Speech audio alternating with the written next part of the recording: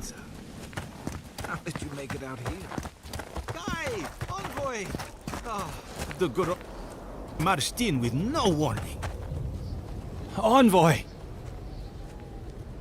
What does the Garrote think they're doing?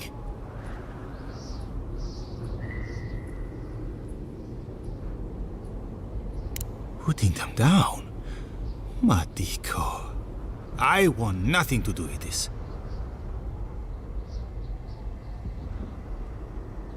They broke some glass, but the map is safe. They didn't think I was worth the trouble. Right now, that's a good thing. If you're looking for survivors, a few of us fled to the Balrog. How many? I'm not sure. I saw Sapiento. Gods, I hope they're not trapped in there. I am sorry I can't be more help. On the very first page. We should move. Let's hope the Garrote hasn't made it to the Balrog yet.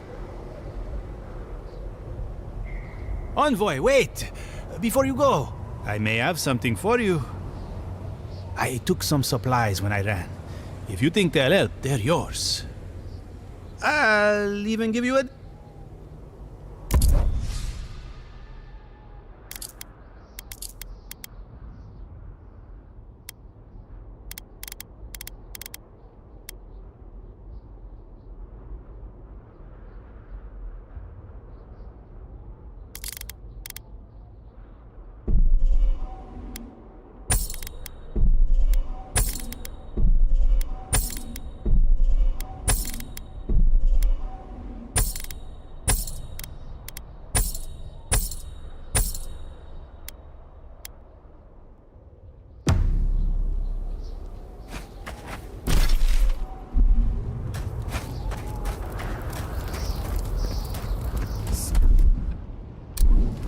Why is there snow here? It's gotta be Ringgrim's work. I heard she made it snow in Shatterscarp. Wow. But why snow?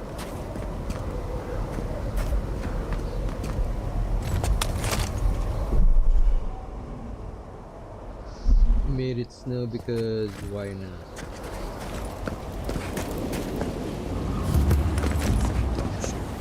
Ripple across the living land. Giata, where have you been? Envoy, I knew you'd show up eventually. How is Emerald Stair? More importantly, how are you?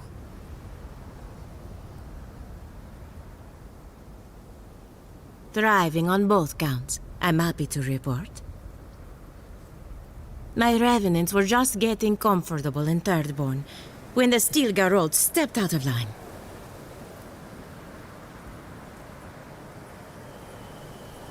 When I heard tensions were brewing, I thought to myself, this is a job for the undead. So I gathered the flock.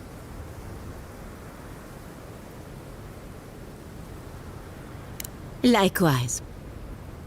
I'll keep them on a tight leash, just in case the Steel Garrote breach our defenses. Better to have them and not need them.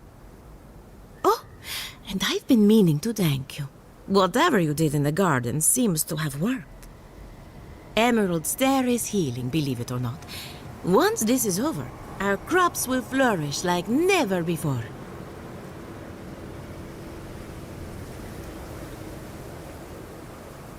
Easier said than done, I suppose. Best of luck out there. And don't worry about a thing. My flock will keep us safe and secure. Thank you, Elia. My compliments to the flock as all. Enjoy your creepy corpse friends, or whatever. Oh, Envoy. Thank you again for your help back in the archives. Paradis burns from the torches of the Steel Garrote. The people of the living land stand ready to defend their home. I have no doubt that this will be only another chapter for you.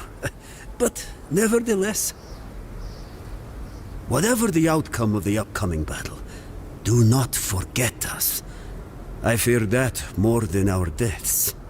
If Aedyr and the Steel Garrote have their way, they'll strip the history books of any mention of our culture and our ways. Future generations will only ever know us as an appendage of the Empire. I hope it doesn't come to that.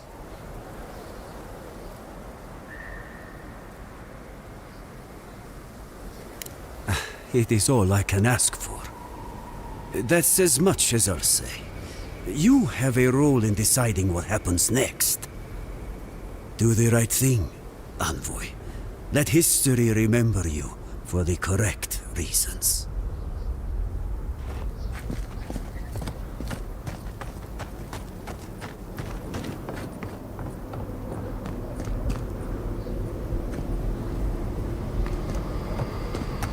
The envoy. Is that you? I could go painkillers. Maybe someone will trade me a lot of rum and a sleeping drug to make her rest. Envoy, how did you... It's great to see you again, but where the fuck did you come from? You just appeared out of nowhere. Close enough. Once word about Paradis reached us, we were allowed to go. That's not important right now, Radut. Right. Forgive me, Envoy. I won't keep you long. I just want to make one request while you're here. As much as you can, be good to the Living Lands. I'm holding you to your word, Envoy. Don't fuck us over.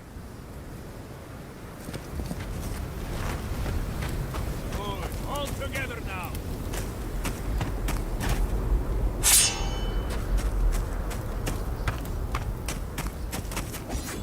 The time for standing by is over.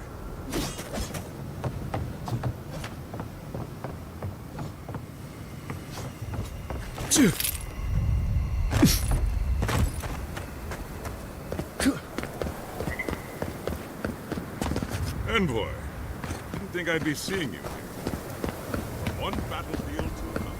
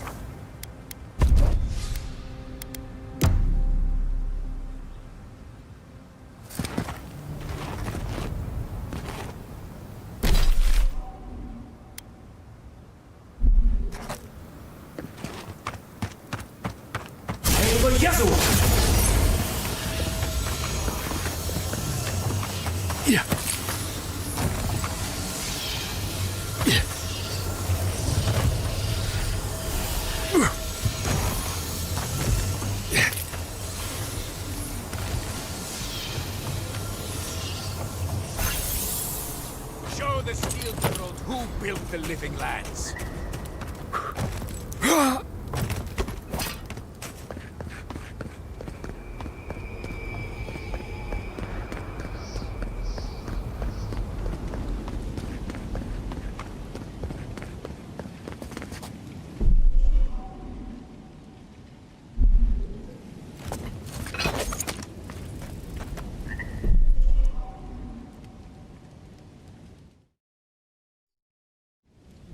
Check the upgrades.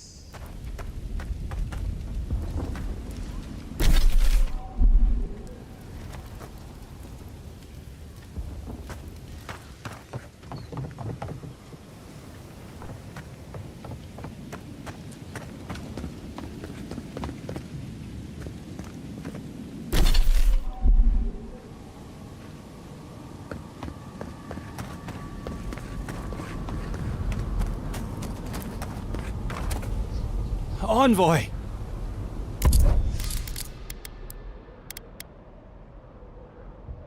Dragonhide, glasswood branch.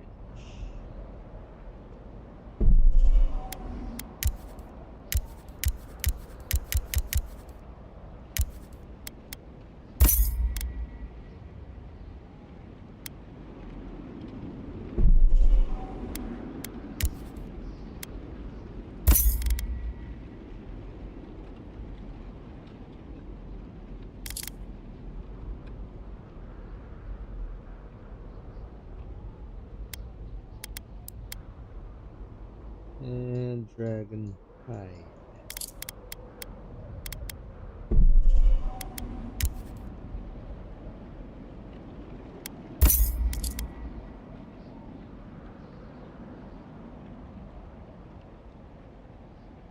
Looks like it's not enough.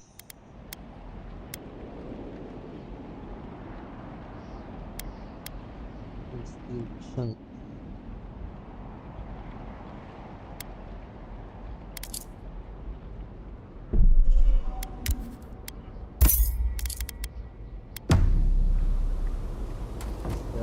To break down some of their armor.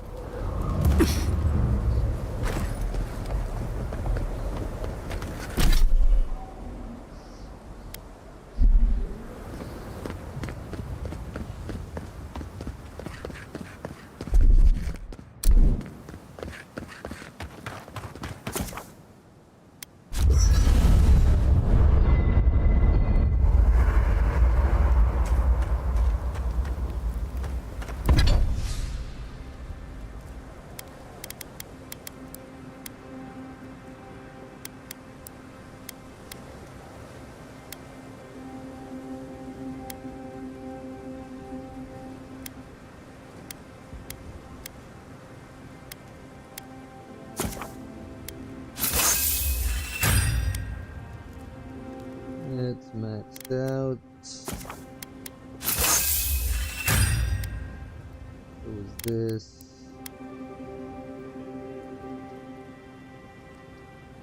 And blood rive cold steel.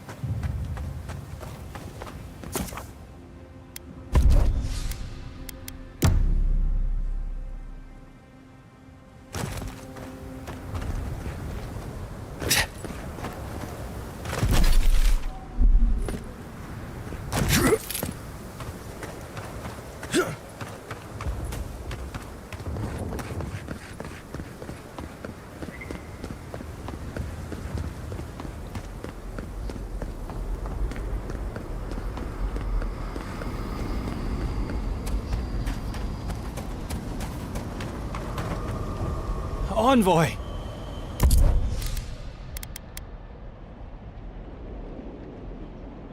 Looks like he's camped out.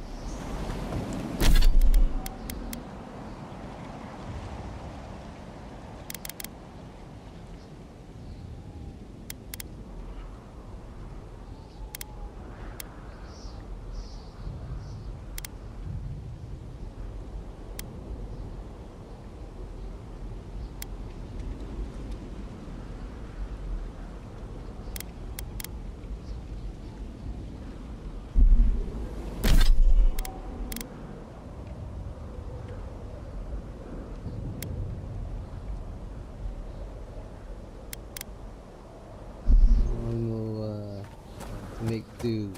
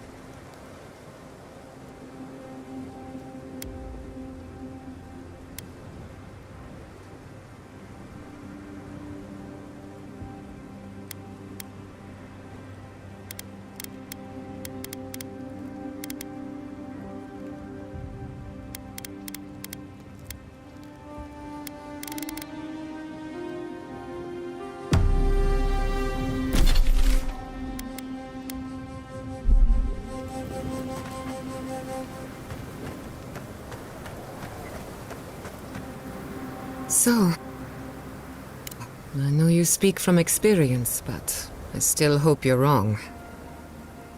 Metaphysically, the battle is already over. Sapadal is free, and the Dream Scourge is gone.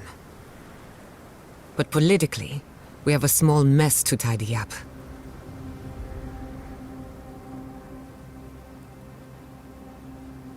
I intend to send a message to the Steel Garrote, and it won't be subtle. Anyway, who knows what tomorrow will bring, so let's be grateful for today. You've earned a little peace of mind.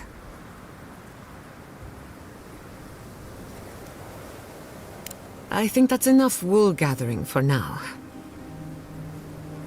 Besides, I need to tinker on the phantasmal focus. Make sure it's ready for war. Don't stay up. What's on your... Until next time.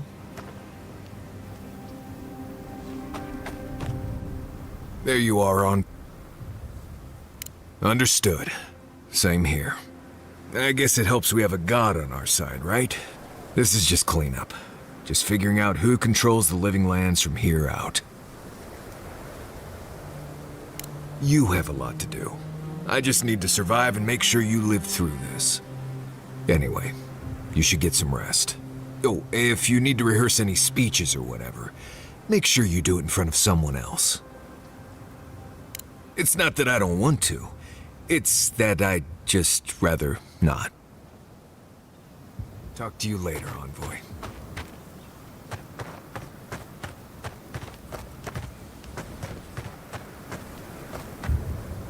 We should take a moment to... You liberated the god of the living lands. Now they are unchained, free to do whatever they want. That's quite a gamble you made.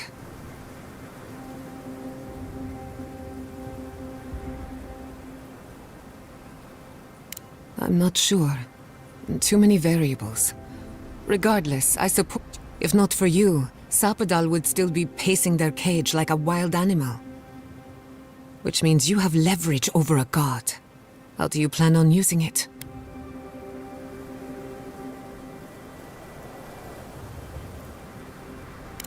No time like the present.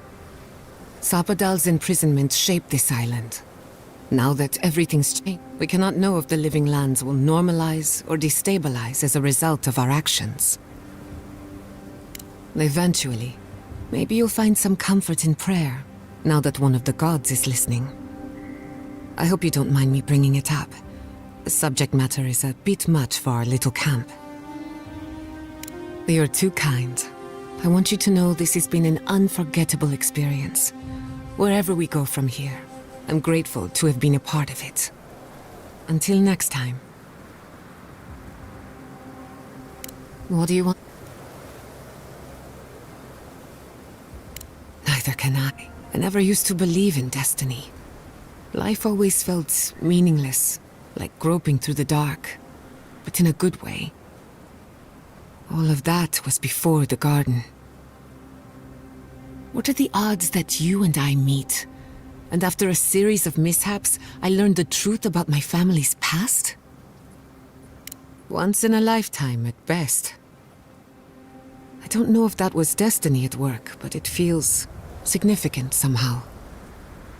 Whatever you choose to call it, a coincidence like this does not happen every day. Let's appreciate it for what it is.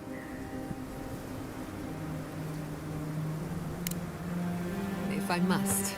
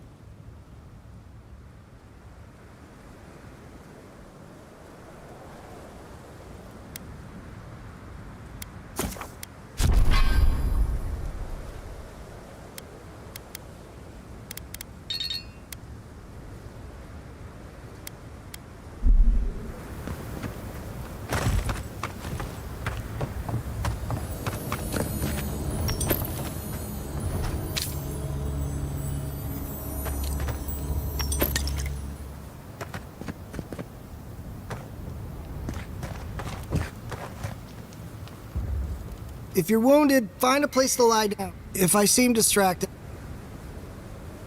Believe it or not, we have more than enough supply. Unfortunately, my hands are full with the... If I don't get any... I see you've done this before. Very well. I'll assign priority. You're a born commander, Envoy.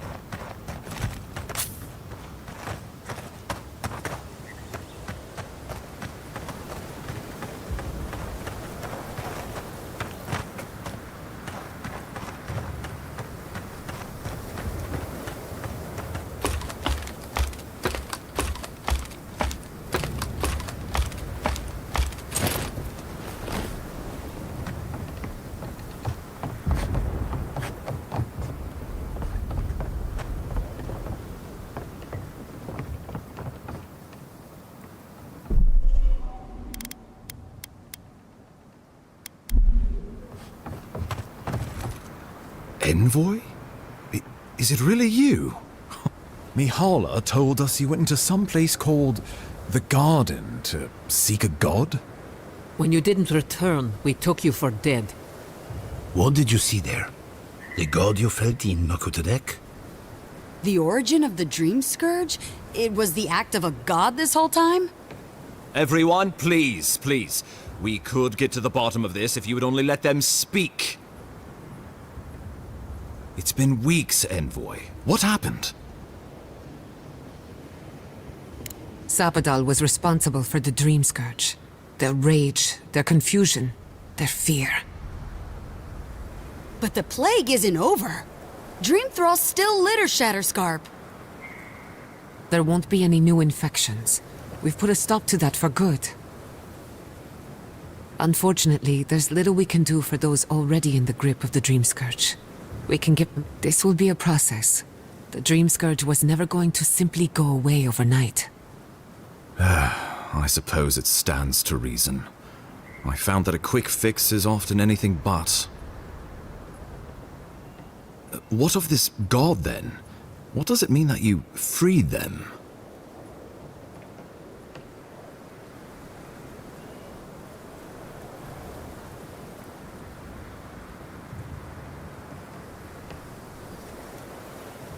Wodka no doubt saw Sapadal as a threat to her authority. So, she killed the godless and imprisoned their god. I assume it is this god we have to thank for the roots tearing apart Paradis? They erupted from the earth the moment those bastards stood up their first siege tower. Nakutadek was riven with those things, not to mention what they did to the land. We saw similar destruction at Nakukubel. If these roots and the Dream Scourge are the work of a god, and the gods thought it best to imprison this god, how could you let such a creature go free?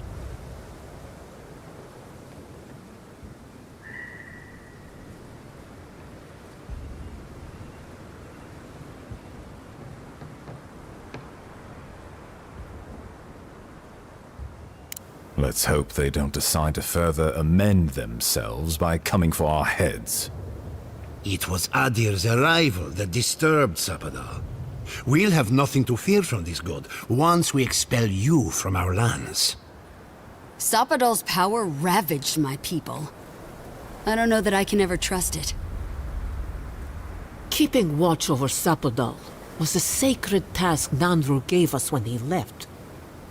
For that... Well, whatever happens, I suppose we can't put the godling back in the bottle now. But come, we have more pressing matters to attend to. The Steel Garrote have attacked Paradis. Inquisitor Lodwyn has already joined the battle. She must have traveled like the wind to get here so fast.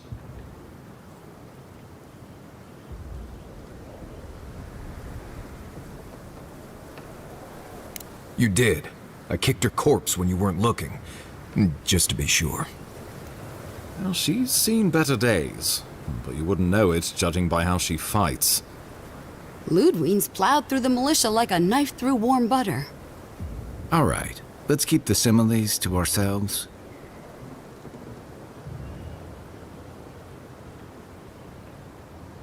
Regrettably, she's not in the business of making exceptions for people she deems oathbreaker.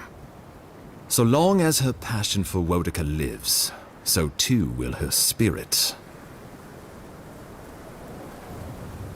Then we destroy her faith, and the rest of her will follow. I have a theory about this. Let's talk at camp if you want to hear it. But I think we can kill her. Oh, good. That would be easy. It is not, I think, impossible.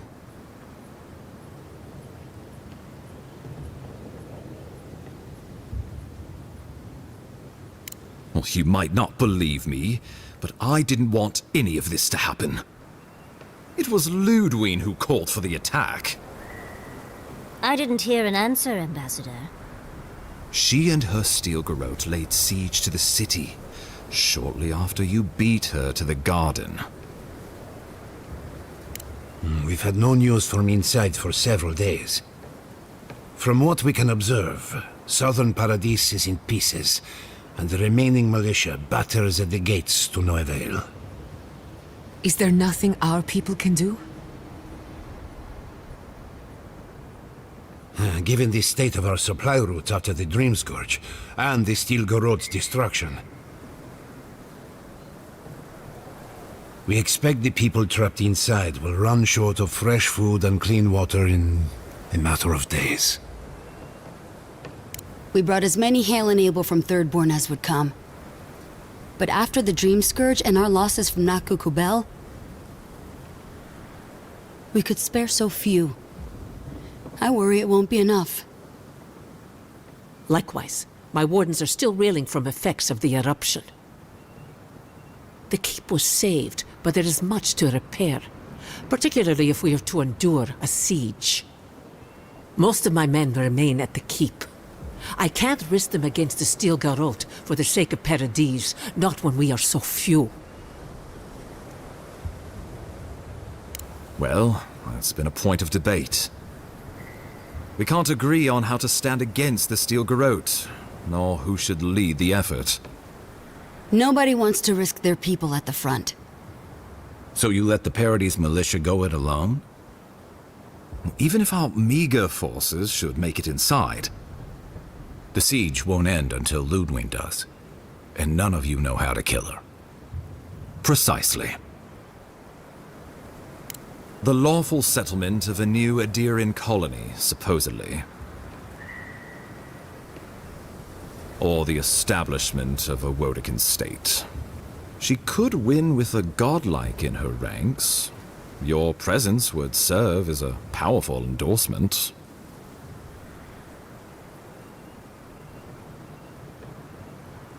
I don't think peace is her concern. Remember, she has an obligation to Wodica, a solemn oath. And neither the Steel Garrote nor the Queen that was look kindly upon oathbreakers.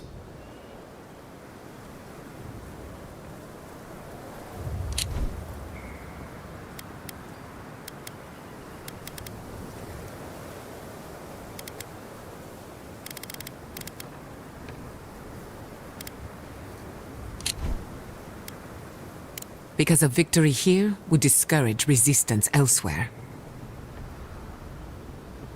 The better question is, why didn't you stop her?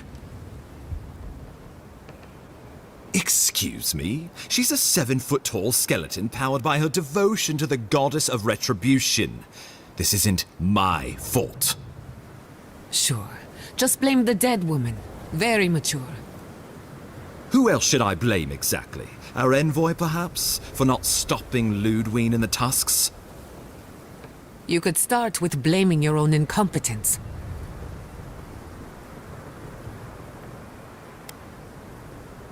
Lodwyn's the muscle. I'm merely the personality. What was I supposed to do? Frown her into submission?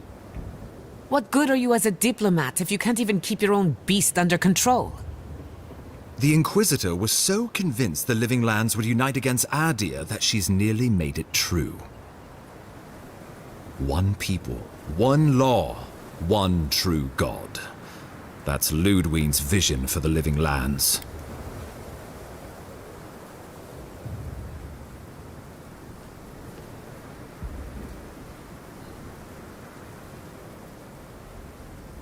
The Inquisitor answers only to Wodica.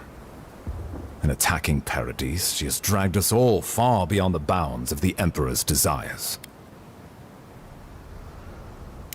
Oh, I can't wait to see how you weasel out of this one. I know it will. We are leading by example, returning order and dignity to Paradis in the wake of the Clavager's death. We will do the same to the frontier, given the chance. Where was order and dignity when the Steel Garrote attacked my home? My administration had nothing to do with that, as I know you know. Aedyr in rule and rule by the Steel Garrote would be markedly different beasts. Spoken like a fucking diplomat. Splitting hairs when it all comes from the same head.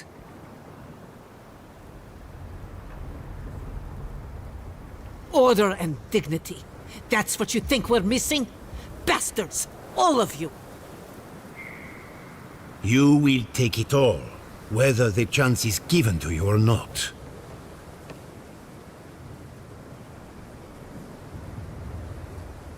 What passes between Lodwyn and her men, or between Lodwyn and the Emperor, for that matter, is not my affair. But if I had to guess, this was the alternative. Your empire is doing what it does best. Stamping out dissent until surrender is the only option.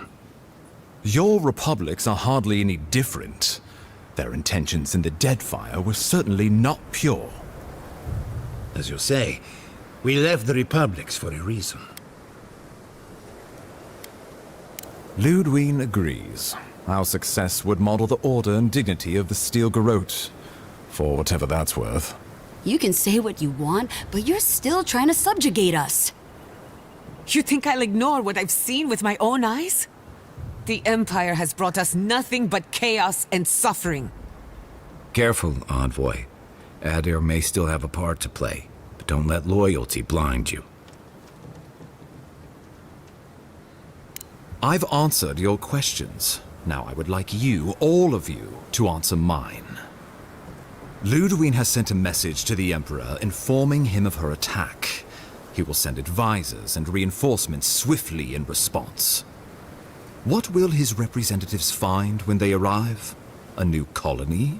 A budding grave room?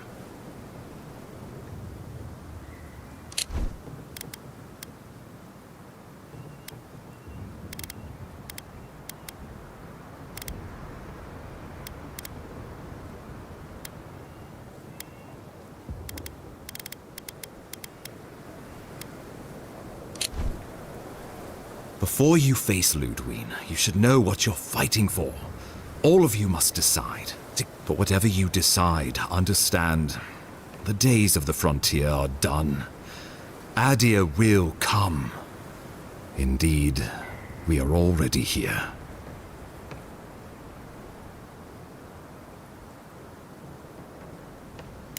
The Living Lands would retain its own laws under a grave appointed by the Emperor. The grave would be expected to promote and develop the Living Lands to our mutual benefit.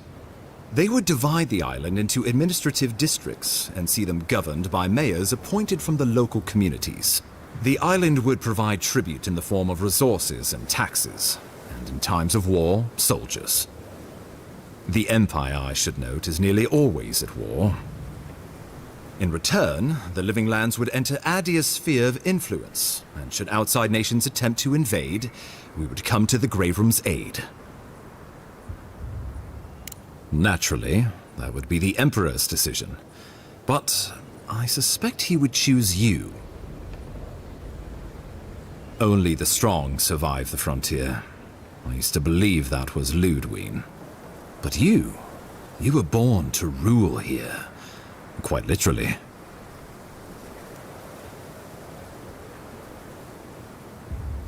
Well, give the matter some thought. You owe that much to yourself, at least.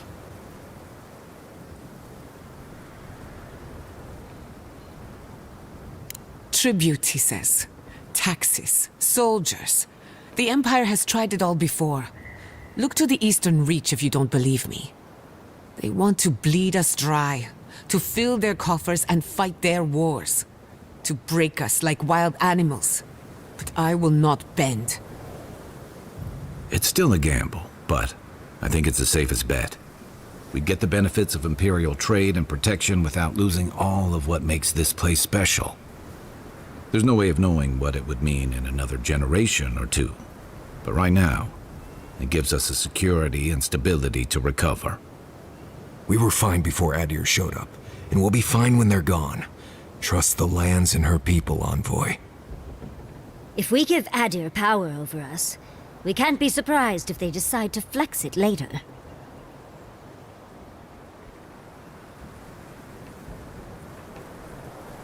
Subtle, pernicious, touch the rot, yet the disease remains. Safety among spiders, a web gleaming with dew. They weave, they wait. We give up our fighters and the wealth of our lands, and get promises in return. But we have wealth enough to give some away, if it means my wardens may return to their vigil in peace. A grave room could work, so long as trade keeps moving through the Scarp and you're willing to serve as our go-between, Envoy. And we'll have cannons enough to deter the adherents from trying anything stupid. With the Dream Scourge ended, my people can soon return to Fior. If a renewed animancy could easily feed the island, I suppose we could send Aedyr what's left. But when lean times come, who will we feed first? Ourselves or the Empire? Of course.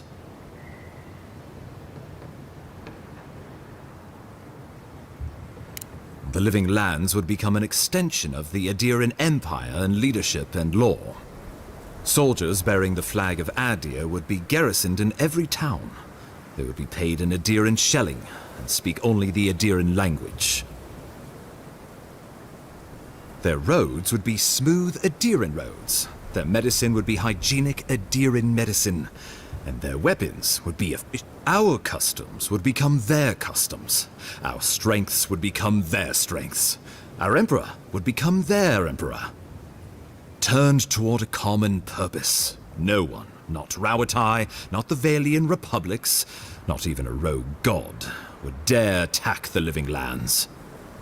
This island would be safe for the first time in its history, and safe it would remain.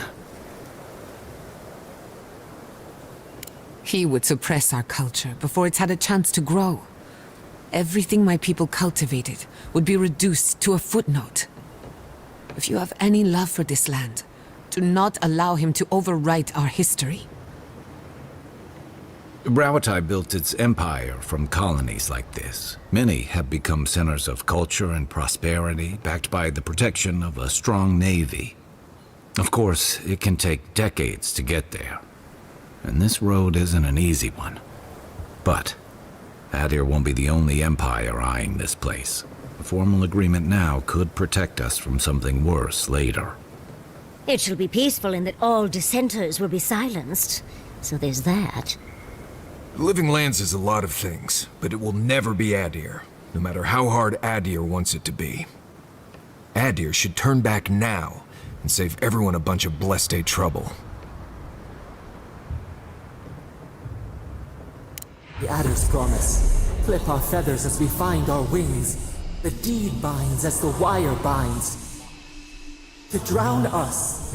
Why were we set free? The traditions of solace are what give my wardens their strength. Without them, we would buckle under the weight of the tusks. I would sooner walk my people into the acid sea than trust an Aedyran to hold me up. What need does Thirdborn have for the protections of Aedyran soldiers? We have cannons, cliffs, and wills forged in the storms of Rauatai. And should Rauatai come for us, we will rain hellfire down on their heads. Your Aedyrans could do no better. Under Aedyran rule, Your countrymen would strip my people of everything that makes them unique, all in the name of spiritual hygiene. I cannot betray them like that. Of course.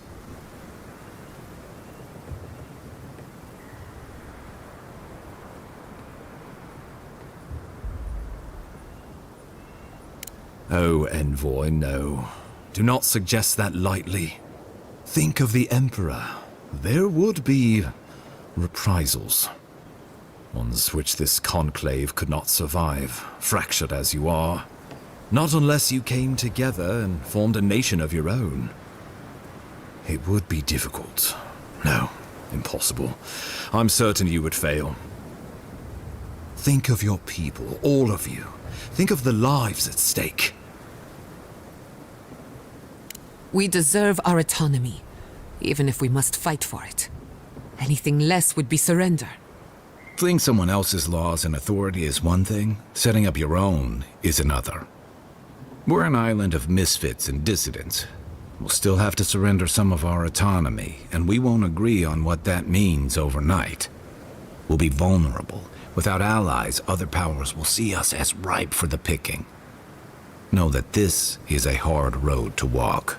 We were fine before Aedyr came. We'll be fine when they're gone. I think we ran things perfectly fine before your kin got here.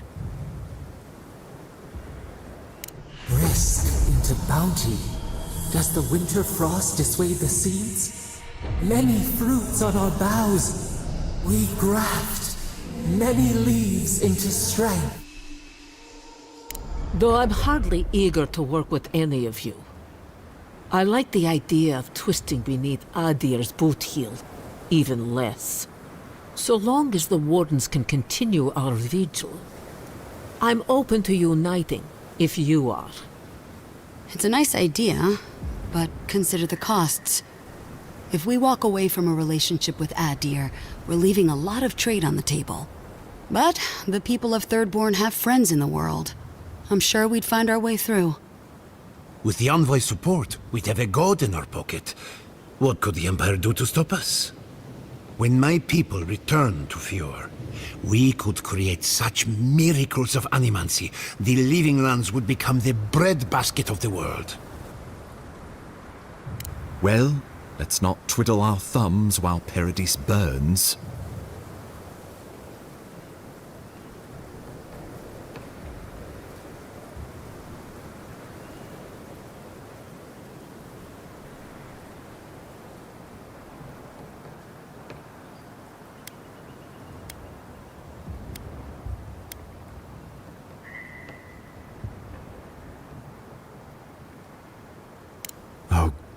Have mercy.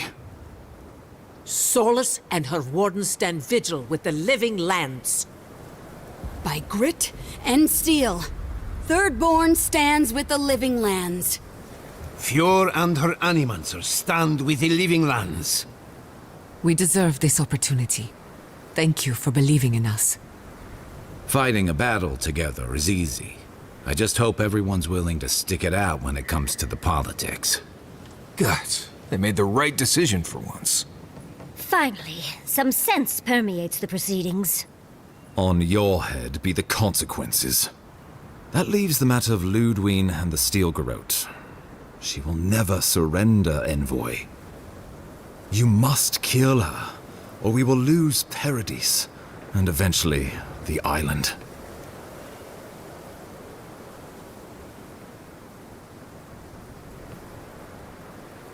The Living Lands will never be free until we break the chain around our necks. Lodwyn must die her final death. She better say her goodbyes while she can. I'm proud to fight at your side, Envoy. One last time. Let's get to work then. We've got a walking corpse to bury. The Paradis militia will be at your back. Give her no quarter. The future waits for you. Thank you for deserving it.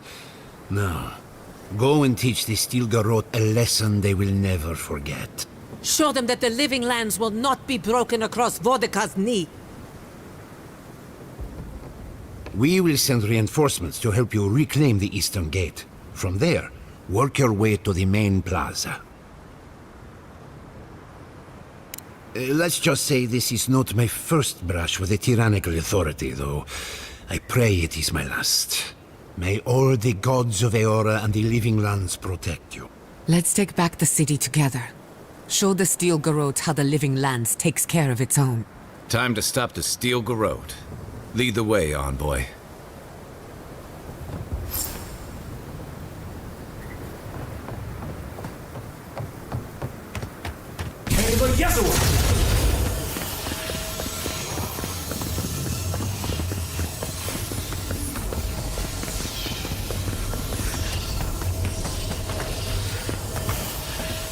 Envoy!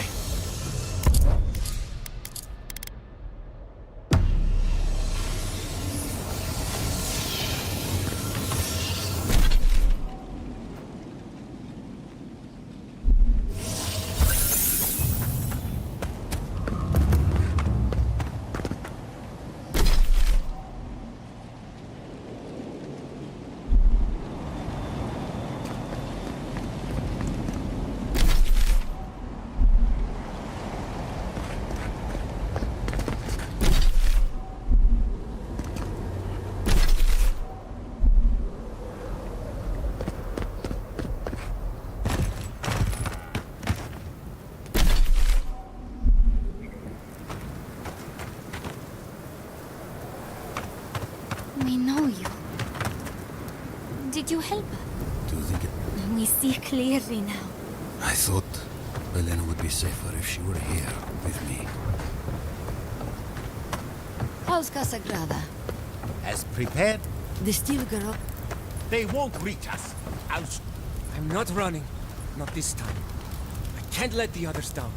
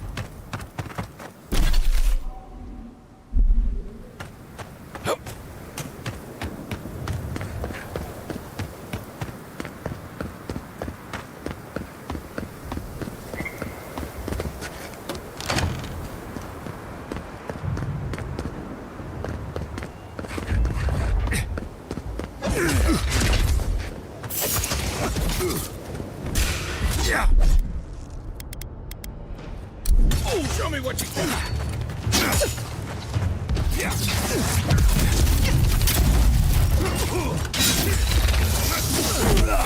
Mine.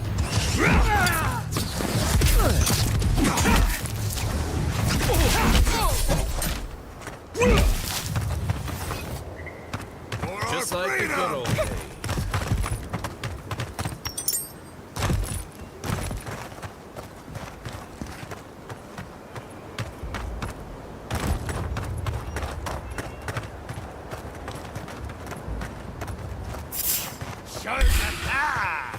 You should have been here.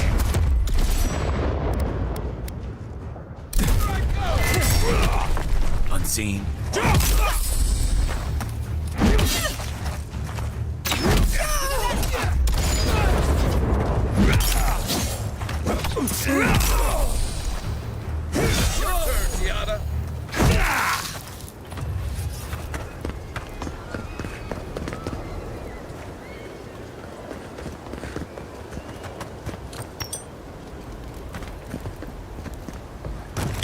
Stop right there. This one's mine. Kai, we're ready. Someone.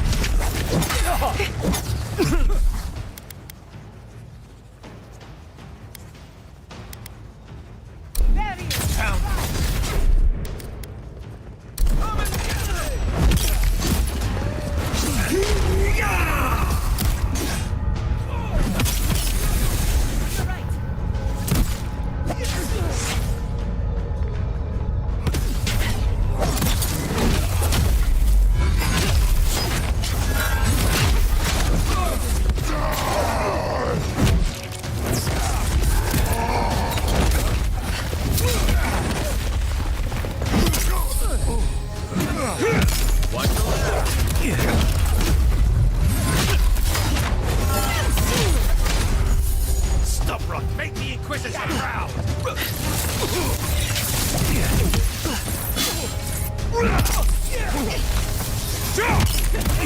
No good.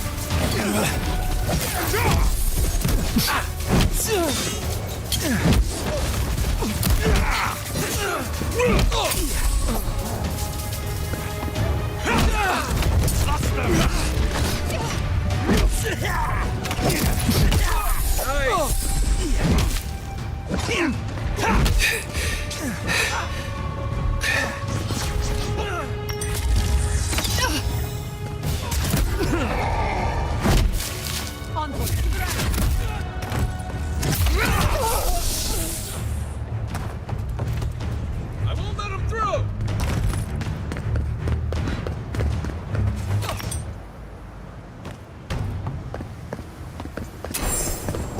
Who's next?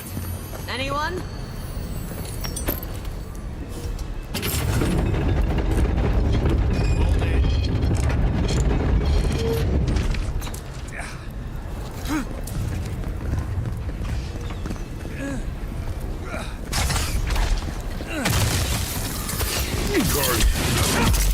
You're mine now!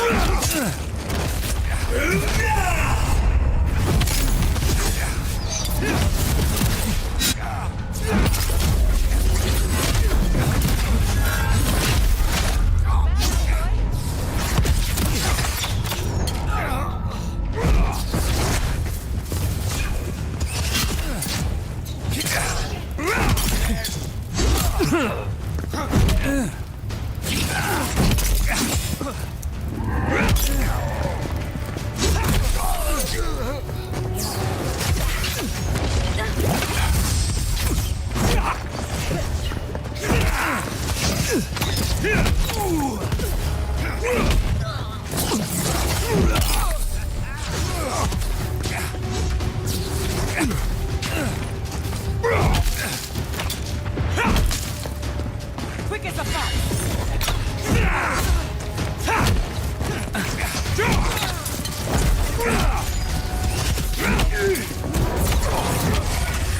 Right behind you.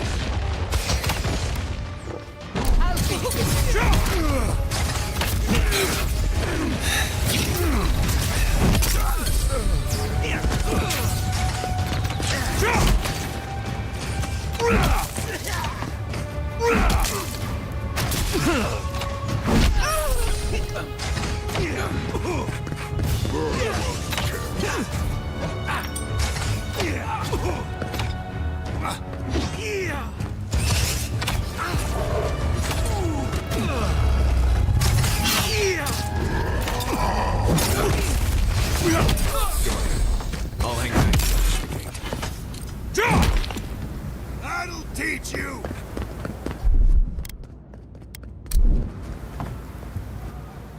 The envoy. Of course you'd be the last face I see. I guess I shouldn't...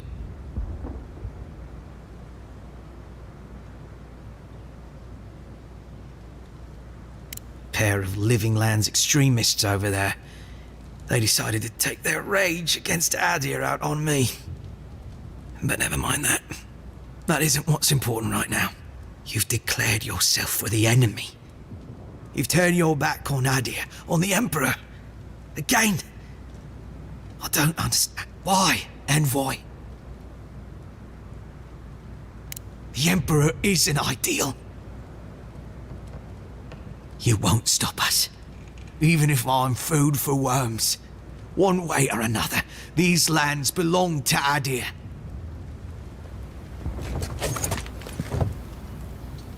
Just glutton for punishment. I have nothing to say to you. You better not make us regret this. Go on. Finish what we started. Let's talk in camp.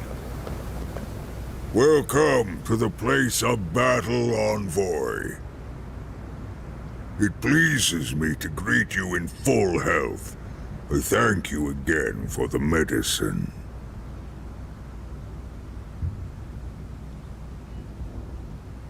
My kind do, but let's put that to the side. I traveled here for you, Envoy.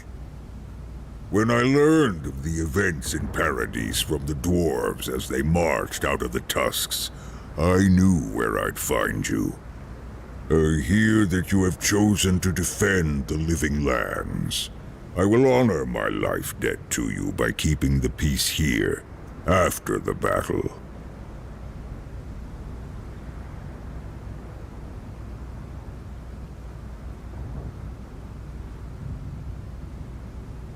I do not. I will live in isolation one way or another. As I say, the choice is yours. Let us waste no more breath. Breath is too precious, as both you and I know. I will leave you to the war now. You have my vow, Envoy, and my thanks once more.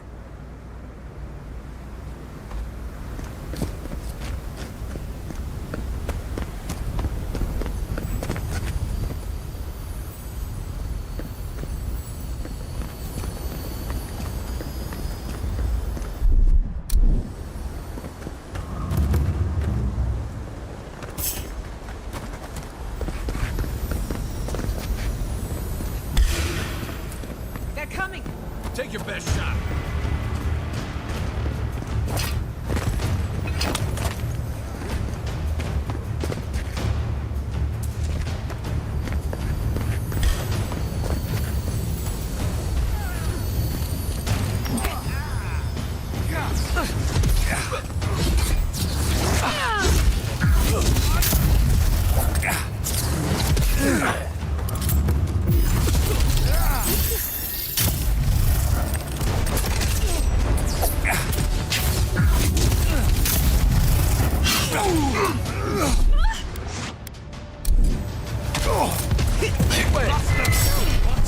Quiet as death.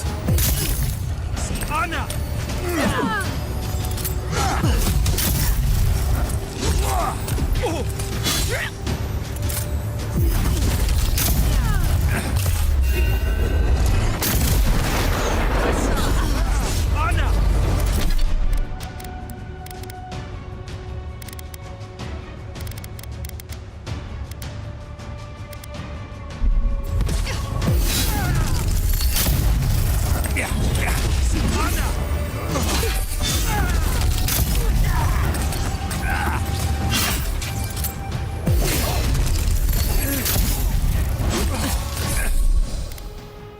Under my protection!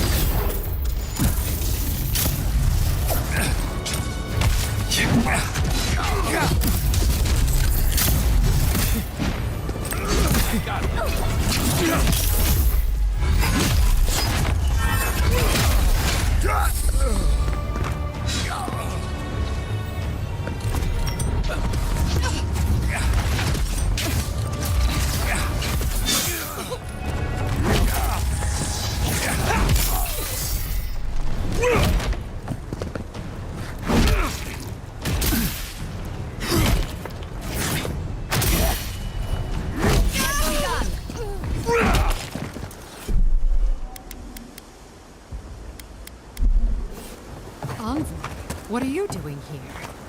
Another win, but who's counting? I thought you left town weeks ago. About time. You're the only one Lodwyn will listen to.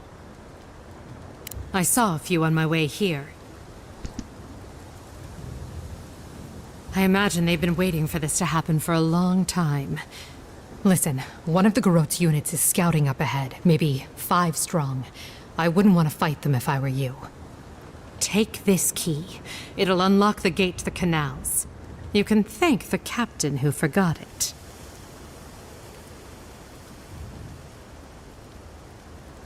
You shouldn't find much opposition down there. I wish someone had stood up to the Steel Garrote a long time ago, but Well, you're here now. That's what matters. Good.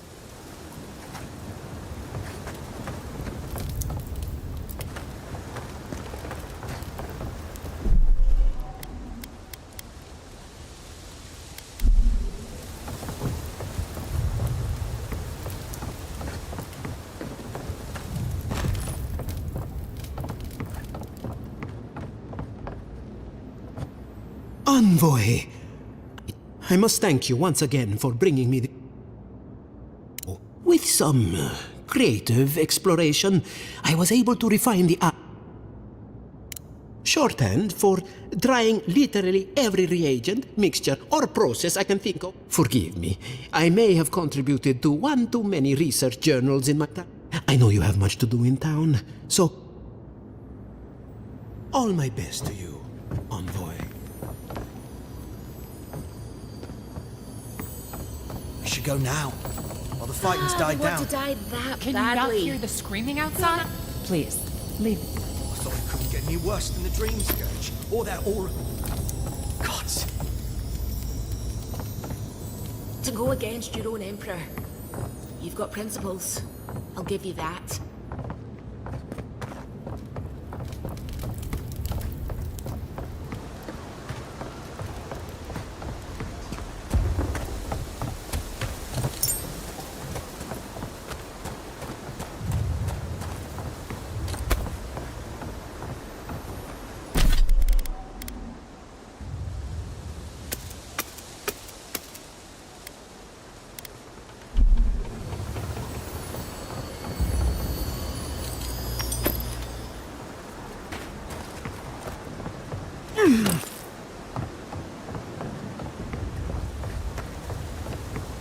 What was that? Found you.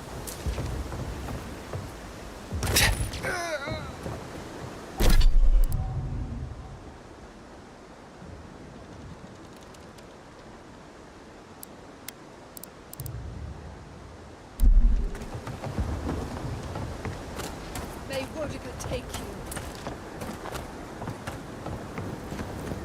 What was that? Get Is that all them. you got? We've got company. Look out! Behind you!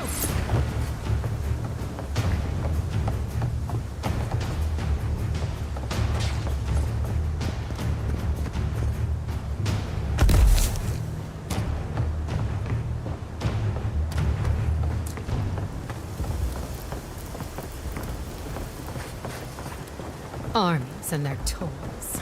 We're still alive. That's what matters.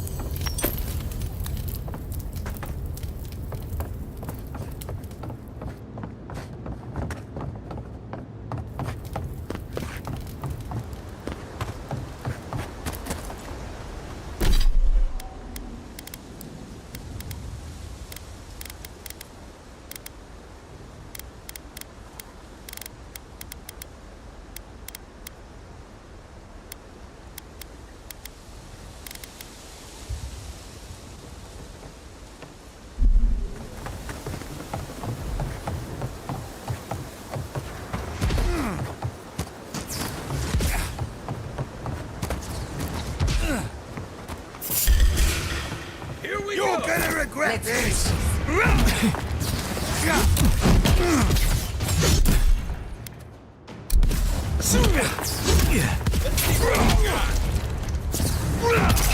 On your right!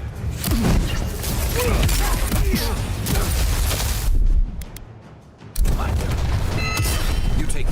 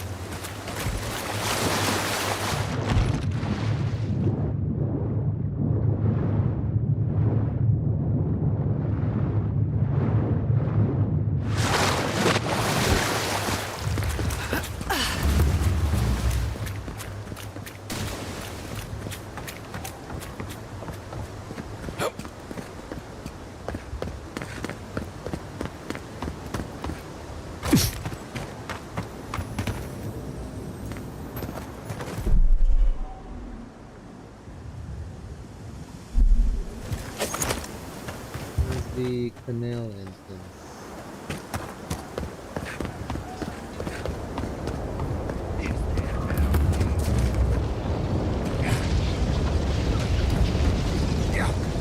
Envoy, welcome to the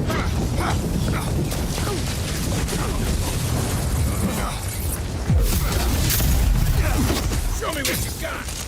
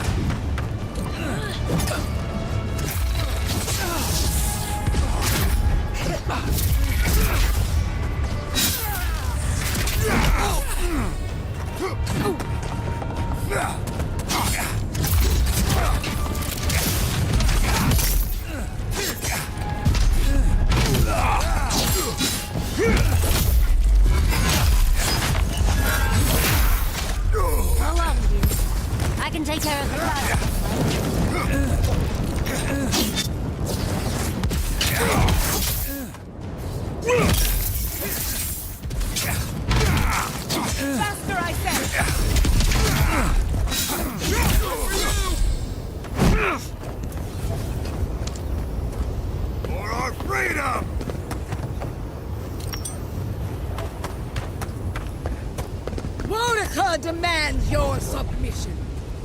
Stand against her and fall. That's Lodwyn ahead. Lead on. I'm with you to the end.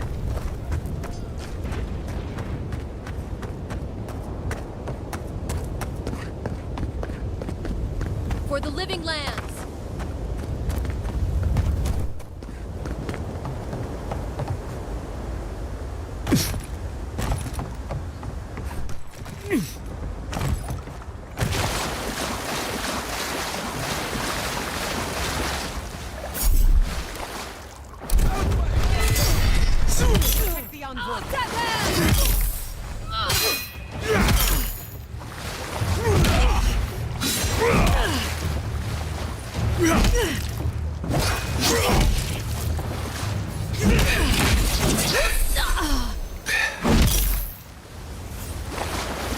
We make a good squad.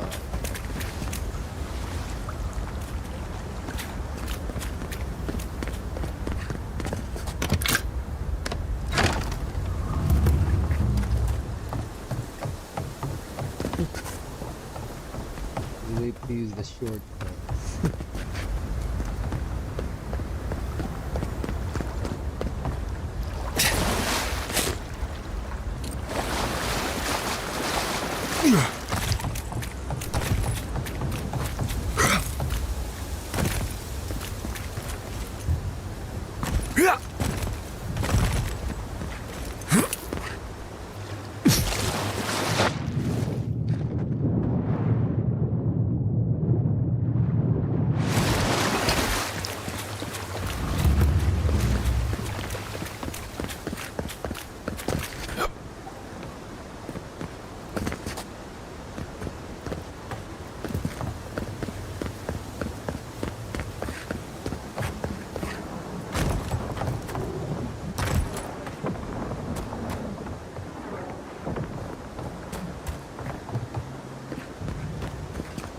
Yeah.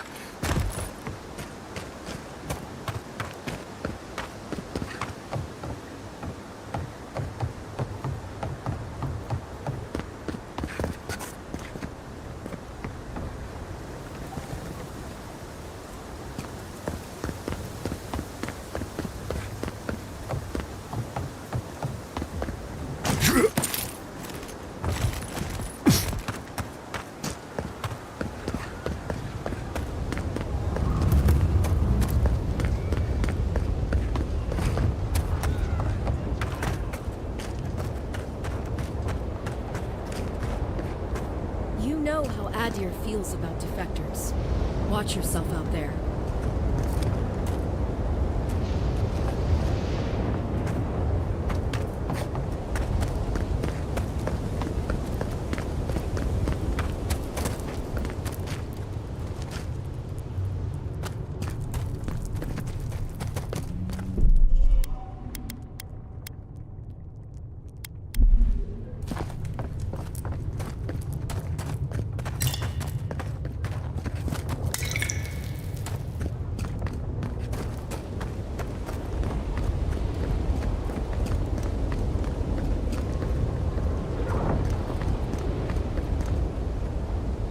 There you are! On. She's not lost yet. You will go no further!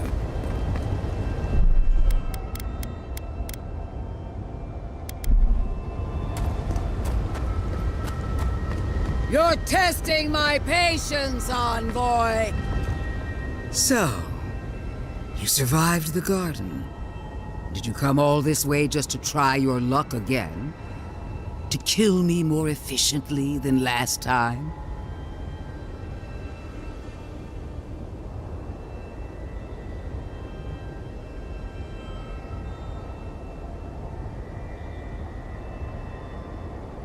My will is stronger than death.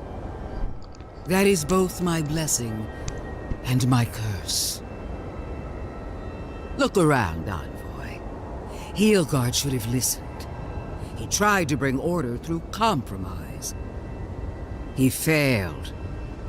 Order is meant to be imposed by a stern, guiding hand. Her order wields sharp steel. She must set down her blade.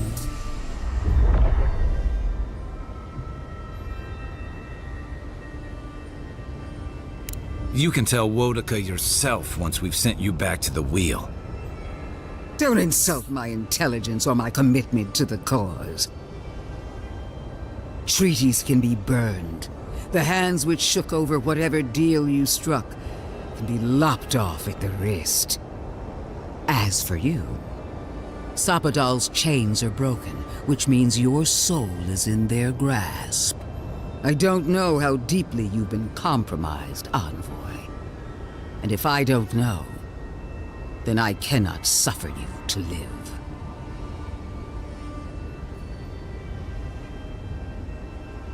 Do not patronize me. I have every right to put down a threat to the Empire. Steel yourself, envoy. Make this a fight to remember, even in death.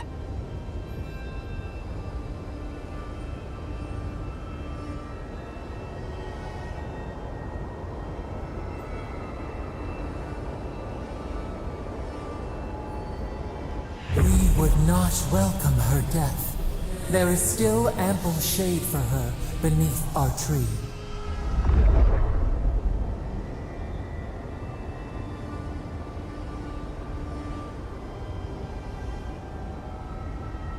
I knew you on the field of battle, when your honor was beyond question. But I don't know what you are now. Consider death my parting gift in recognition of our time together. I give you freely that which I can never have.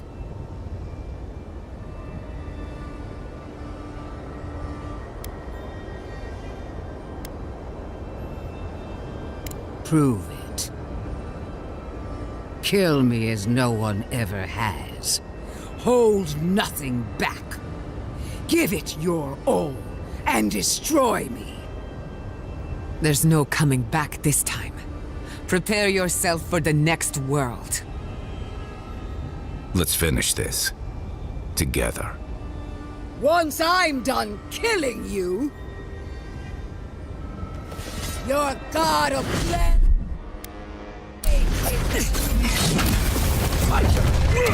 We are every seed in the soil. We will always grow. This is what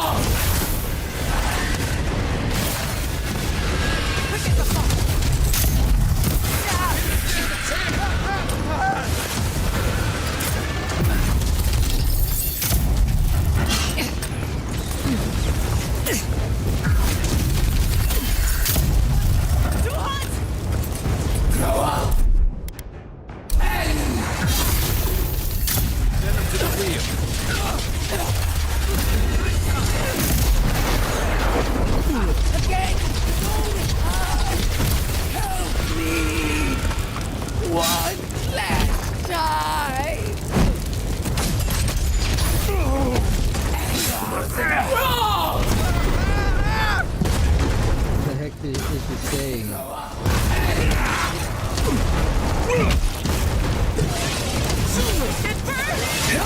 Ooh, what the heck?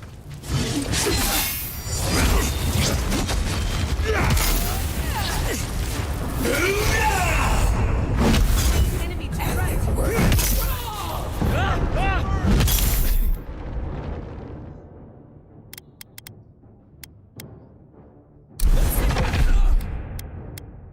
Come on!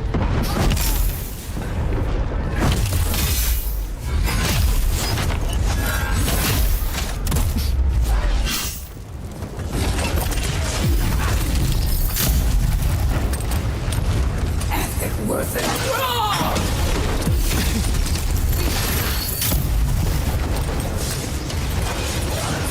Onward, to the right.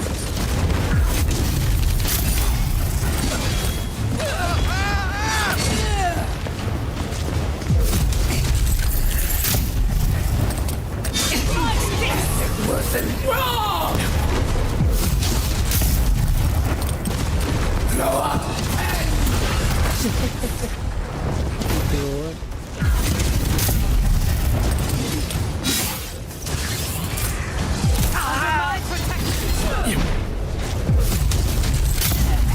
Worth it.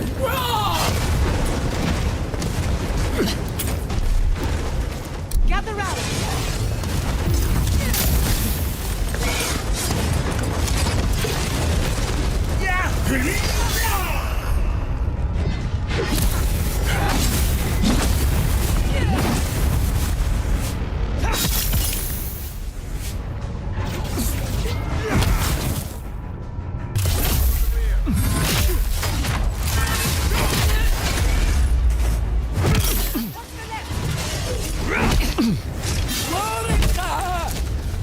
Where are you? No! Don't abandon me now! She's desperate on board. This is it!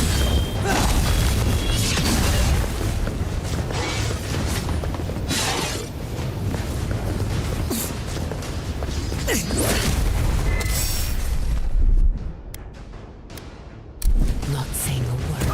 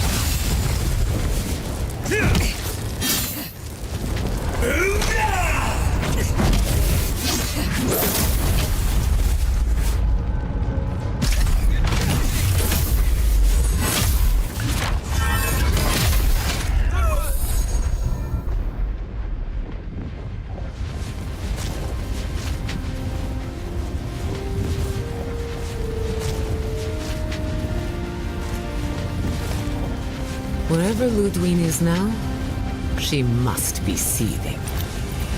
Of course, we'd be happy to kill her again, if needed. She's done. But we're not. Whatever's next, we'll face it. Together. Gods, you're all gonna make me sick. But carry on. Unraveled at last. We no longer feel her wire against our flesh. We are free always. We are free forever. Silence falls over Paradis, as though the city is holding its breath.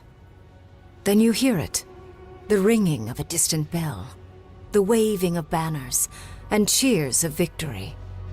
After a short and bloody conflict, the dust has finally begun to settle. You feel Sapadal close to your thoughts, stirring with interest. The god of the living lands is observing this moment, unfettered by confusion or fear. For the first time in centuries, they understand. The Paradis militia rallies to you, the outsider who defended them in their hour of need. Whatever happens next, you have won their confidence. You take a moment to reflect on the calm. Not so long ago, you arrived at these shores on a simple errand, which turned out to be anything but simple. The Dream Scourge is over, and the island has been cleansed of plague. A time of healing and mourning follows. People look to you for answers about the source of the affliction. You tell them the truth, how the plague came from a power beyond mortal understanding, and how it is finally at peace. Thanks to you, the Living Lands has escaped Aedyran oppression. The free settlements unite under a common banner and begin the fraught process of negotiating new traditions and values. The Empire withdraws. The frontier remains wild, but not for long. Fugitives no more. The rebels of Paradis return to their home and to other free settlements, bringing their skills and secrets wherever needed. For once, they have a future.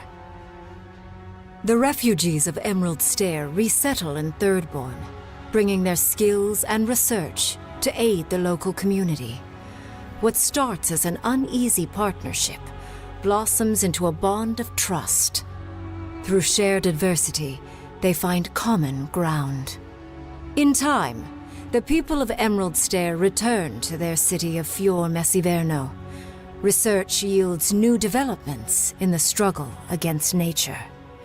Technology is shared among the united settlements. The Empire cannot get in the way of progress. For the people of Shatterscarp, independence is bittersweet. Those who cannot withstand the grief inflicted by Ringgrim's spell leave the settlements, vanishing into the wilderness. Those who remain find themselves forced to cooperate with others, often begrudgingly. With so many dead, the need to stave off hunger outweighs any distaste for certain trading partners. Solace Keep clings to its long-held isolation at first. But after mourning her friend Kostya, Mihala reluctantly deigns to open the doors of the fortress. Some dwarves greet newcomers with glee. Others still mutter darkly about outsiders. Mihala flounders in her earliest negotiations with the rest of the Living Lands, but slowly learns compromise. She develops a taste for Valian sweets. For the first time in many years, Kai feels an agreeable restlessness. Not to flee, not to drift, but to venture. He visits the distant shores Tama told him about, and savors the modern marvels, ancient wonders, and breathtaking expanses he beholds. His heart swells, not with grief, but with awe. There is so much to discover, and he will spend his years chasing all of the joy and beauty the world has to offer him. With many of his anxieties and lifelong fears addressed, Marius now feels very differently than he did when he first met the envoy. Still far more comfortable in the wilds than among people, he nonetheless finds that his worries about the unknown were merely self-protection against the traumas of his childhood. Armed with this knowledge, he finds himself more capable of living in civilization, and far less fearful of his home in Galawain's tusks. While he never regains his former place as a Warden of Solace, he spends his time traveling between Solace and Thirdborn, acting as a stubborn ambassador between the two. Giada continues to improve as an animancer.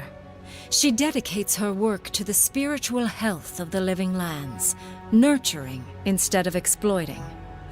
Others follow her example, seeking her tutelage from lands far and wide. In the years to come, rumors spread of a secret society gathering in the wilderness, where animancers work in harmony with nature. The dream of Fiormes Iverno lives on in her. Unable to pass up the opportunity, Yatsley takes her place beside Reengrim. Under the tutelage of the Archmage of Terror, Yatsley sees her own power grow beyond her wildest expectations. But Reengrim is a strict master, and the visits to Quilici slow to a stop over the years, leaving her with her grimoire and a pile of letters to warm her in her twilight years. Freed from torment for the first time in centuries, Sapadal turns their prodigious curiosity to the people that shaped them. They observe the ways their people live, and they think deeply about what they see. Though they flinch away from moments of violence, and they grieve souls returned to them too soon, the rage that once shook cities to rubble no longer rules them. Instead, they come to you with questions. They want to understand. After a time, they begin tentatively to garden. Where they can, they improve the lives of Kith, and the suffering that troubled them is reduced, if never fully eradicated. Their grief compels them to love, and they love unreservedly, with the power of a god. Sapadal pours a fragment of their power into the statue they claimed from the temple of Aethys. Newly embodied, they roam the living lands and learn to experience the world as Kith do. Their first attempts at locomotion are clumsy, and a stand of innocent trees is violently returned to the wheel. But as their confidence grows, so does their grace. Soon, they are bounding across the plains of eastern Dawnshore, leaping the river gorge in Emerald Stair, scaling the shark's teeth of Shatterscarp, and fearlessly wading into the Tusk's acid sea. When they break, they come to you to put them back together, and in time, they learn to fix themselves. They wander far afield. You see less of them, but they are never far from your thoughts, and on the rare occasion they return, they always bring you something beautiful and strange. The sounds of celebration pull you out of reverie. Many are waiting to greet you with open arms. You take a moment to catch your breath and savor it, because everything is about to change.